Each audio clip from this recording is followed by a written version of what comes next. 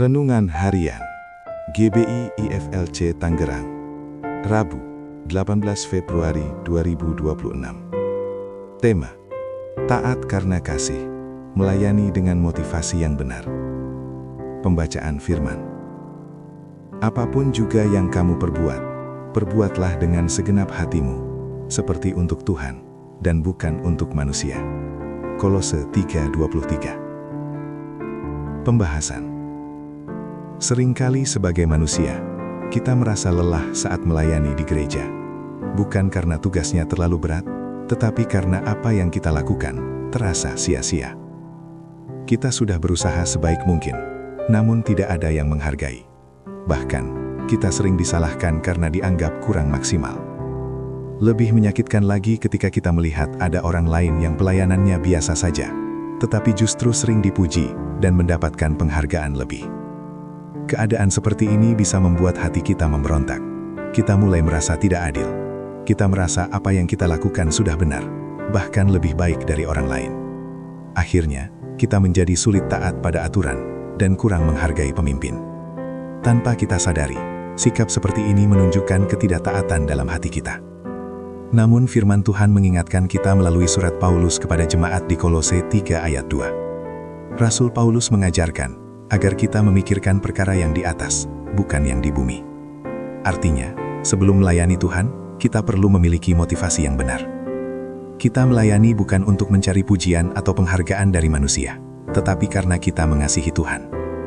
Ketika kita benar-benar mengasihi Tuhan, ketaatan tidak lagi terasa sebagai beban. Ketaatan menjadi respons yang wajar atas kasih Tuhan kepada kita.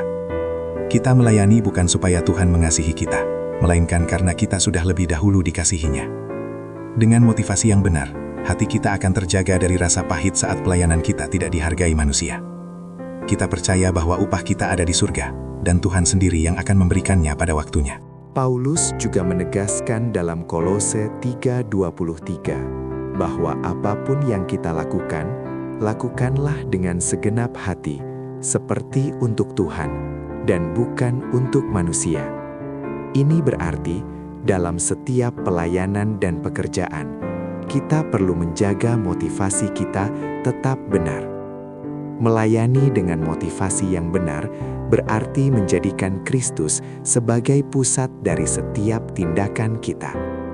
Saat kita memikirkan perkara yang di atas, kita melepaskan diri dari keinginan untuk menyenangkan manusia. Sebaliknya, kita masuk dalam persekutuan yang dekat dengan Yesus dan melayani dengan hati yang tulus hanya untuk kemuliaan Tuhan. Perenungan. Apakah Anda telah menyediakan waktu untuk Tuhan di pagi hari ini? Apa alasan utama saya melayani di gereja? Karena mengasihi Tuhan atau karena ingin dihargai manusia?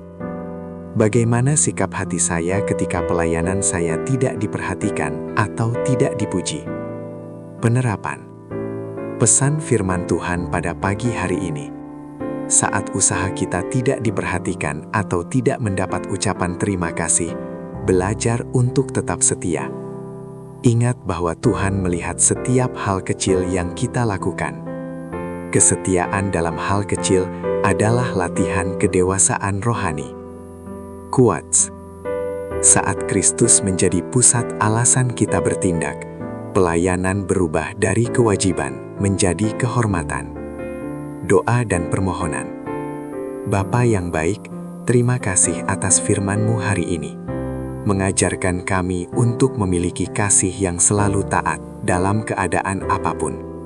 Bapa, kuatkan iman kami untuk selalu percaya padamu. Dalam nama Yesus kami berdoa. Amin. Ayat pedoman. Janganlah engkau lupa memperkatakan kitab Taurat ini, tetapi renungkanlah itu siang dan malam, supaya engkau bertindak hati-hati sesuai dengan segala yang tertulis di dalamnya. Sebab dengan demikian, perjalananmu akan berhasil, dan engkau akan beruntung. Yosua 1 ayat 8.